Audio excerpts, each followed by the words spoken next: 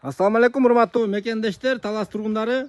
Мен сиздерге Көк Кашат айылынан сатка чыгып жаткан 30 сотик участогу менен мынакей ушул жаңы салынган тамды тартып берейин. Сатка чыгып жатат. Дарегине көңүл буруп коңуздар. Дареги ылдый жактан келатканда Көк Кашатка киргенде эле каналдан оңго буруласыздар. Бурулганда эле 3-көчө Рыспек көчөсү.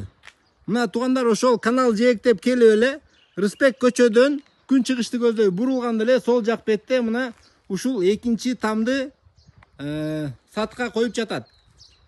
Видеону аягына чейин көрүп туруңуздар туугандар. Бул жерде туугандар негизинен 2 участок.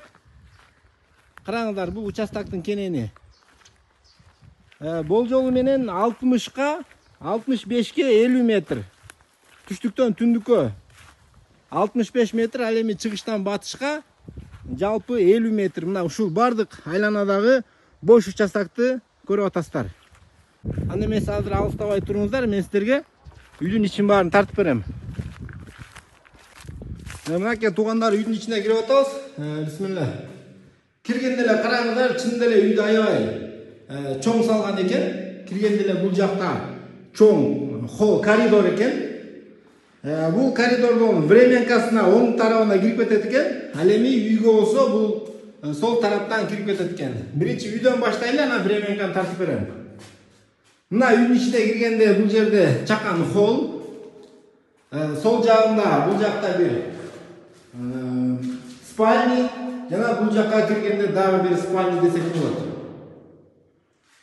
Үйдүн ичин баары баягы ак менен акталган, кайдымки эле кум шабак менен чыбалган.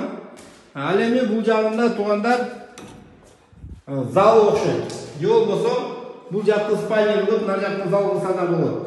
Кыскасы бардык комнаталар, бөлмөлөр ишин баары кенен экен. Мынакей бардык светтердин баары киргизилген, коюлган. Келип бул жерге линолеум салып, же болбосо паркет салып эле бул жакка жашаса болот. Мына бул жагында временкасы да бар экен.